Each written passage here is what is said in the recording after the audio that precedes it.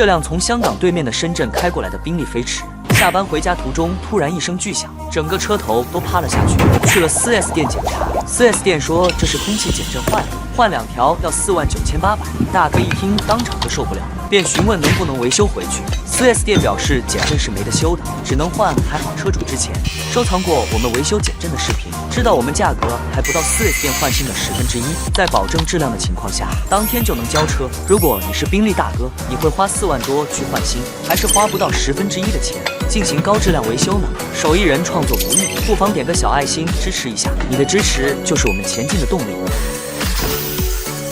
扣押完成后，就可以按照原厂的方式组装回去了。如果你也认可这样的维修，不妨转发收藏起来，帮助更多身边有需要的朋友。